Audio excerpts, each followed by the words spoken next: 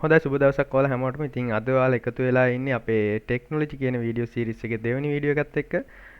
ඉතින් අපි අපේ ටොපික් එක විදිහට අද තෝරගත්තේ අපේ ICT කියන විෂයට ප්‍රවේශ වෙනකොටම අපිට ඉගෙන ගන්න තියෙන දත්ත සහ තොරතුරු කියන ටොපික් එක. ඉතින් අපි තීරණය කරලා තියෙනවා අපේ මේ වීඩියෝ සීරීස් එක O level විෂය නිර්දේශයත් එක්කම වගේ කරගෙන යන්න. මොකද එතකොට සාමාන්‍යයෙන් O level ස්ටුඩන්ට් කෙනෙක් වුණත් මේක බලනකොට එයාලටත් මේකේ වටින පැහැදිලි කිරීමක් වෙයි කියලා හිතපු නිසා මම තීරණය කරා O level සිලබස් එකත් පාදක කරගෙන අමතර කරුණුත් එක්කම මේ වීඩියෝ සීරීස් එක ඉස්සරහට අරන් යන්න.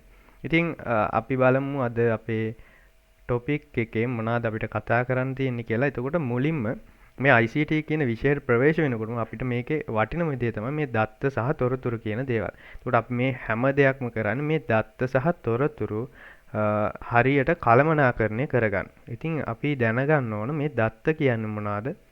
ඊළඟට අපි මේ තොරතුරු කියලා භාවිතා කරන්නේ මොනවද කියලා.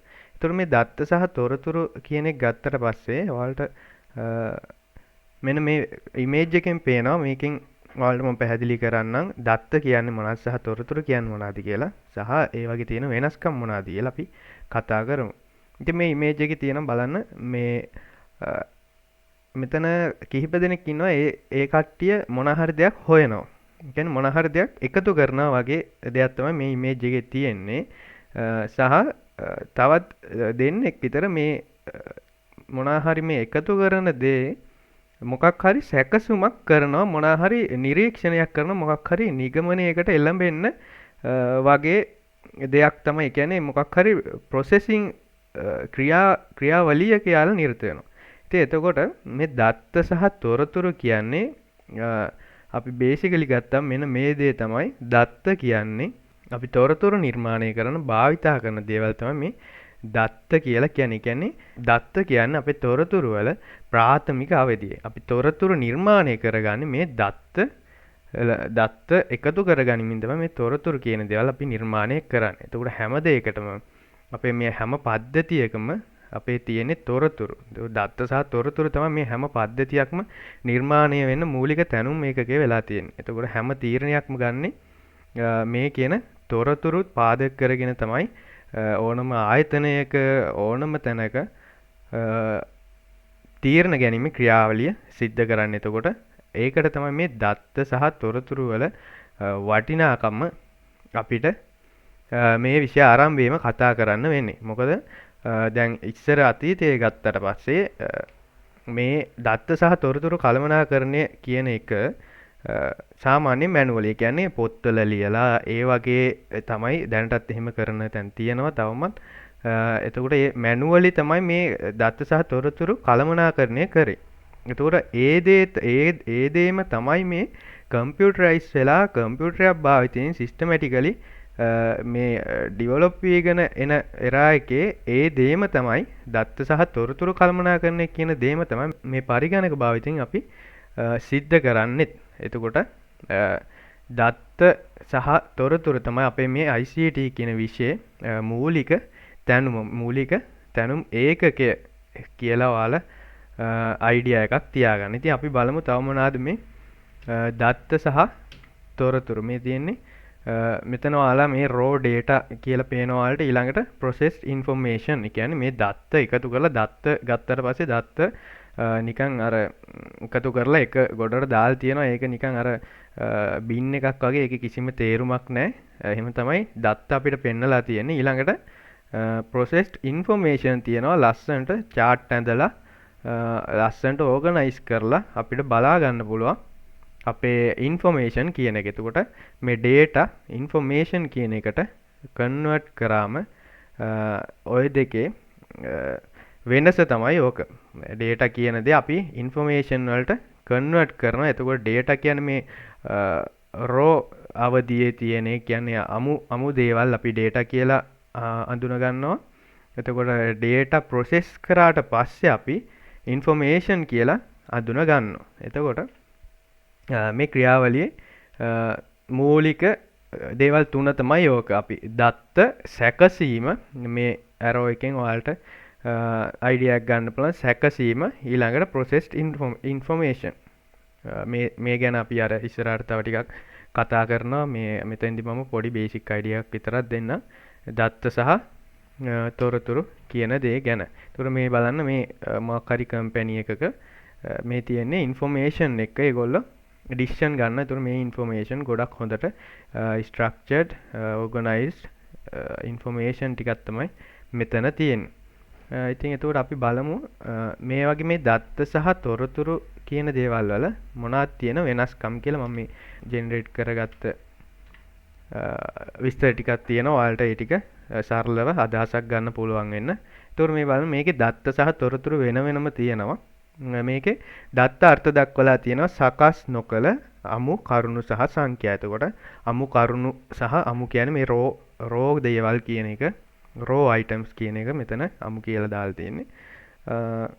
සකස් නොකළ දේවල් කියන්නේ ප්‍රොසෙස් එකක් වෙලා නැහැ. මේකේදී ප්‍රොසෙස් එකක් වෙලා නැහැ. එතකොට තොරතුරු ගත්තට පස්සේ තොරතුරු කියන්නේ සකස් කරන ලද, කියන්නේ සකස් කර ප්‍රොසෙස් එකකට භාජනය වෙලා තියෙනවා මේ තොරතුරු. ඒතකොට ප්‍රයෝජනවත් දත්ත සමූහයක්. තොරතුරක් කියන්නේත් මොකක්ද? තොරතුරක් කියන්නේ දත්ත සමූහයක්. කියන්නේ collection of data. collection of data තමයි. හැබැයි මේවා ප්‍රොසෙස් වෙලා තියෙන්නේ. එතකොට මේවා ප්‍රයෝජනවත්. ඒ කියන්නේ මේවා අපිට අමු විදිහට නෙමෙයි තියෙන්නේ. මේවා ප්‍රයෝජනවත් විදිහට භාවිතා කරන්න පුළුවන් විදිහට තමයි මේ තොරතුරු කියන දේවල් අපි අඳුනගන්නේ. ඊළඟට මේ view එක ගත්තට පස්සේ unorganized විසිරුණු හෝ අක්‍රමවත් ස්වභාවයෙන් යුක්තයි. කියන්නේ සාමාන්‍ය මේ මේ ICT කියන සබ්ජෙක්ට් එක ඉගෙන ගද්දි මේ ඉංග්ලිෂ් සමහර අර ට්‍රාන්ස්ලේටඩ් වචන එක ගත්තට පස්සේ ඒ සිංහල වචන ටික සංකීර්ණයි තේරුම් ගන්න. ඊට වැඩිය අපි අර ඉංග්ලිෂ් වර්ඩ් එක තේරුම් ගන්න එක ඊට වැඩිය ලේසි. මොකද මේ අපේ ඔය සිලබස් වලත් තියෙන්නේ සිංහල වචන දාලා තියෙනවා. ඒ සිංහල දාලා තියෙන වචන වලට වැඩිය අපිට ඇත්තටම ඉංග්ලිෂ් වර්ඩ් එක අයිඩියා එක ගන්න ලේසි. මොකද්ද මේ කියන්නේ කියලා. දැන් මෙතන මේ අසංවිධිත කියන එක අපිට තේරෙන්නේ නැති වුණාට අන්ඕගනයිස්ඩ් කිව්වම අපිට පැහැදිලි අයිඩියා එකක් ගන්න පුළුවන්.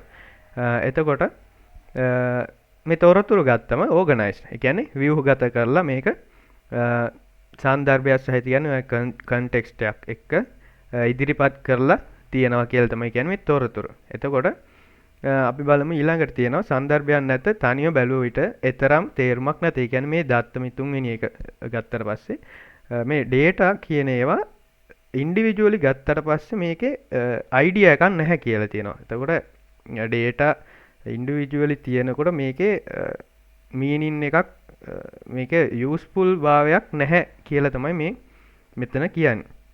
එතකොට මේක මේ ඉන්ෆෝමේෂන් වලට ගියාට පස්සේ අර්ථයක් රැගෙන යයි. කියන්නේ තොරතුරක් කියන එකේ ඇත්තටම අර්ථයක් තියෙනවා. තොරතුරක් කියන එක හැම විටම එක අර්ථයක් තියෙනවා කියලා තාර්කික අර්ථයක් කියන්නේ ලොජිකල් මීනින් එකක් මෙතන තොරතුරක් ඇතුළේ තියෙනවා. එතකොට මේ data එක්ක කාර්යභාරය මොකද්ද? එහෙම නැත්නම් data එක්ක job එක මොකද්ද කියලා අපි බැලුවොත් මෙතන සැකසීම සඳහා අවශ්‍ය ආදානය හෝ අමුද්‍රව්‍ය ලෙස ක්‍රියා කරයි. කියන්නේ මේ process එකට යන්න අවශ්‍ය අමුද්‍රව්‍ය විදිහට. ඒ කියන්නේ මේවා තමයි data තමයි අපි input විදිහට ගන්න. ඒතකොට data මේ data එකක් කියන්නේ මේ process එකකට අපි ලබා දෙන input එකක්. ඒතකොට මේක තමයි ආදානමය items ටික අපේ process එකකට භාජනය කරන්න අපි බලාපොරොත්තු වෙන. එතකොට මේ තීරණ ගැනීම සඳහා භාවිත කරන ප්‍රතිදානය හෝ නිෂ්පාදනය ලෙස ක්‍රියා කරන අපේ තොරතුරු කියන එක. තොරතුරු කියන්නේ මේ දත්ත process එකකට භාජනය කරලා එළියට ගන්න දේවල් output. අපි කතා කරන input output process කියන දේවල් අපි මම මේ ටික ඊළඟ කියන්නේ අපේ ඉදිරි වීඩියෝ එක අපි deeply explain කරනවා. ඒ නිසා මම මෙතනදී input output process කියන ස්ට්‍රක්චර් එක ගැන වැඩි කතා කරන්නේ. මෙතන දත්ත සහ තොරතුරු කියන්නේ මොනවාද කියලා ඒ දෙකේ වෙනස්කම් ගැන පොඩි අයිඩියා එකක් ඔයාලා තියාගන්න. එතකොට ඇති. ඊළඟට බලමු අපි මේ යැපීම් ස්වාධීනයි තොරතුරු මත රඳා නොපවතී. කියන්නේ මේ data කියන එක තොරතුරක් මත රඳා පවතින්නේ නැහැ කියලා තියෙනවා. ඇත්ත තමයි data කියන්නේ raw items. ඒ කියන්නේ මේ basic level එකේ තියෙන දේවල් තමයි මේ data කියලා කියන්නේ. හැබැයි මෙතන තොරතුරු ගත්තට පස්සේ තොරතුරු හැම විටම රඳා පවතින්නේ data මත. මොකද data process කරලා තමයි තොරතුරු අපි නිර්මාණය කරගන්නේ. එතකොට මේ data මත තමයි, දත්ත මත තමයි මේ informations රඳා පවතින්නේ. එතකොට මෙතන උදාහරණයක් දීලා තියෙනවා numbers ටිකක්. ඊළඟට ඒ numbers ටික අපිට ඇත්තටම බැලුවාට පස්සේ ඒකේ අපිට කිසිම idea එකක් ගන්න බෑ. numbers නිකන් normal numbers ටිකක් අපිට තියෙනවා.